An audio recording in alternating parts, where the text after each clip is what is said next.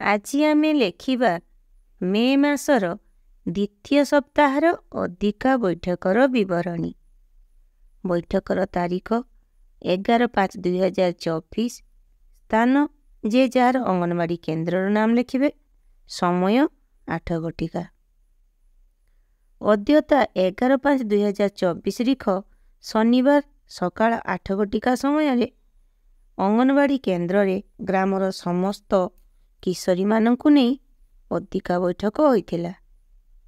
ଏହି ବୈଠକରେ ସମସ୍ତ କିଶୋରୀ ସହିତ ଆଶା ଦିଦି, ଏନ୍ଏମ୍ ଦିଦି, ଏସ୍ଏଚ୍ଜି ମେମ୍ବର ଉପସ୍ଥିତ ଥିଲେ। ଉକ୍ତ ବୈଠକରେ ସଖୀ ପୂଜା ଦାସ ଓ ସହେଲି ଜ୍ୟୋତି ଦାସ ସଭା କାର୍ଯ୍ୟ ପରିଚାଳନାରେ ସାହାଯ୍ୟ କରିଥିଲେ।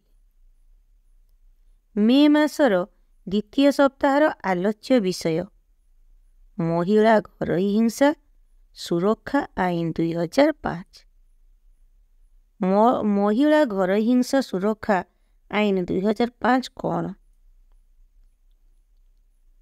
ଏହି ଆଇନ ସମସ୍ତ ଭଉଣୀ, ମା, ପତ୍ନୀ ଓ ଲିଭ୍ ଇନ୍ ସମ୍ପର୍କରେ ରହୁଥିବା ମହିଳାମାନଙ୍କୁ ଘରୋଇ ହିଂସାରୁ ସୁରକ୍ଷା ଦେଇଥାଏ।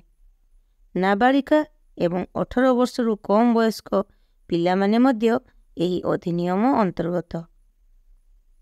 ଘରୋଇ ହିଂସାରେ ପ୍ରକୃତ ଅତ୍ୟାଚାର କିମ୍ବା ଗାଳିର ଭୟ, ଯାହା ଶାରୀରିକ, ଯୌନ, ବାକ୍ୟଗତ, ଭାବପ୍ରବଣ ଏବଂ ଅର୍ଥନୈତିକ ବିଷୟ ହୋଇପାରେ। ଏଥିରେ ପରିବାରର ପୁରୁଷ ସଦସ୍ୟ କିମ୍ବା ସେମାନଙ୍କ ସମ୍ପର୍କୀୟମାନେ ସାମିଲ ହୋଇଥାନ୍ତି।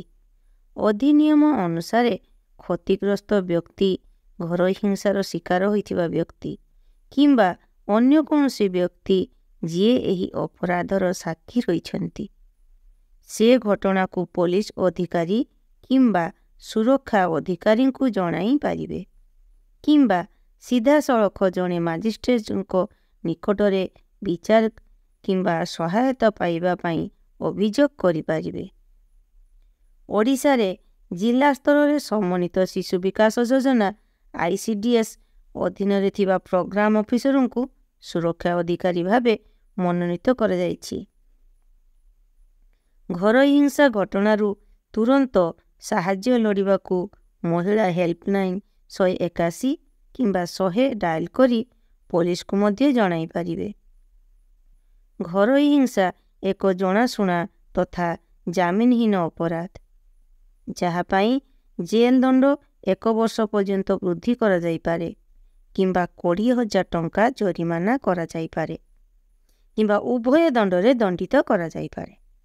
ବୈଠକ ଶେଷରେ କିଶୋରୀମାନଙ୍କୁ IF ବଟିକା ଖାଇବାକୁ ଦିଆଯାଇ MSPY ଯୋଜନାର ଅଣ୍ଡା ବଣ୍ଟନ କରି ସମସ୍ତଙ୍କୁ ଧନ୍ୟବାଦ ଦେଇ ବୈଠକ ଶେଷ କରାଗଲା।